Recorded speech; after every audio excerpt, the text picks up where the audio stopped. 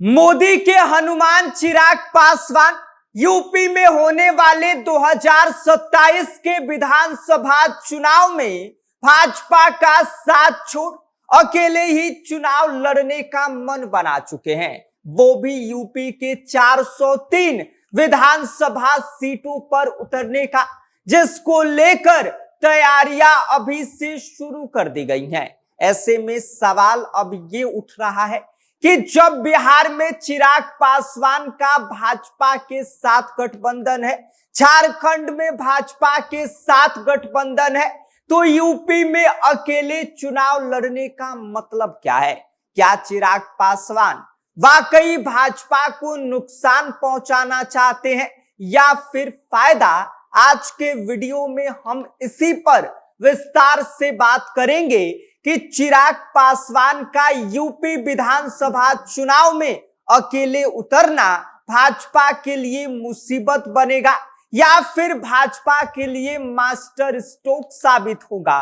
बताएंगे आपको सब कुछ, लेकिन उससे पहले नमस्कार, मेरा नाम विष्णु है और आप देख रहे हैं जनता जंक्शन।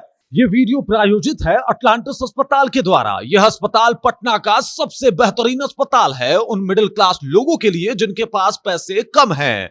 यहाँ पे कैंसर से लेकर सब असाध्य रोगों का इलाज होता है। यहाँ हर प्रकार की सर्जरी उपलब्ध है। Appendix operation, fistula operation, laparoscopic surgery, पीत की थैली की सर्जरी, किडनी स्टोन एवं यूरोलॉजी सर्जरी, प्रोस्टेट सर्जरी, बवासीर, फिशर, पिस्टुला का इलाज, gastro surgery, cancer surgery, neuro surgery, पूरे हाइजीन का ख्याल रखते हुए ये हॉस्पिटल ये सारी सुविधाएं दे रही है। पटना में मिडिल क्लास लोगों के लिए इससे बेहतर अस्पताल हो ही नहीं सकता। शानदार सर्जन, बेहतरीन डॉक्टर और एकदम अच्छी व्यवस्था के साथ अगर आप चाहते हैं कि आपके और आपके परिवारजनों का इलाज हो तो आप इस अस्पताल में जरूर आएं। देखिए, राजनीति में कोई भी नेता 403 सीटों पर अकेले सिर्फ शौकिया चुनाव नहीं लड़ता है, उसके पीछे लंबी रणनीति होती है। दरअसल बीजेपी को सबसे बड़ा डर दलित वोट बैंक के खिसकने का लग रहा है, जिसका ट्रेलर 2024 के लोकसभा चुनाव में दिख चुका है।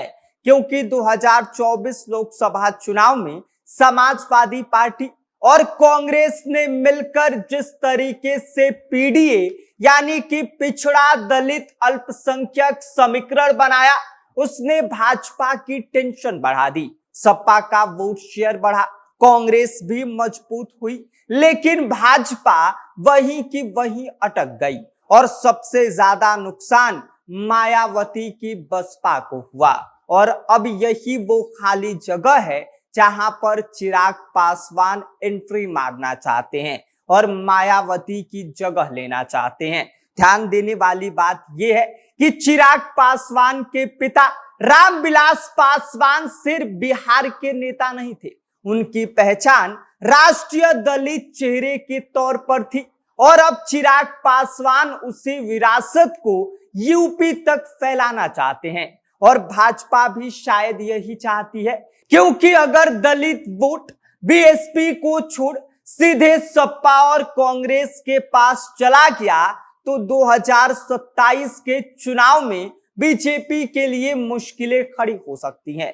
लेकिन अगर वही वोट चिराग पासवान की पार्टी एलजेपी रामविलास की तरफ जाता है तो सीधा नुकसान विपक्ष को होगा, यानी कि इसका खामियाजा अखिलेश यादव की पार्टी समाजवादी पार्टी और राहुल गांधी की पार्टी कांग्रेस को उठाना पड़ेगा। यानी कि चिराग पासवान भले ही मैदान में अकेले उतरे हैं, लेकिन उसका फायदा सीधे भाजपा को होगा और चिराग पासवान वोट काटने वाली मशीन साबित हो सकते हैं। आपको बता दें कि अभी से यूपी की सड़कों पर चिराग पासवान के पोस्टर्स दिखने शुरू हो गए हैं, जिस पर स्पष्ट शब्दों में लिखा है कि क्यों मांगे उधार, अपना नेता है तैयार। और ये सीधा सीधा दलित समाज को मैसेज है कि अब मायावती के बाद एक नया विकल्प, एक नया चेहरा तैयार है और वो चेहरा है चिराग पासवान का।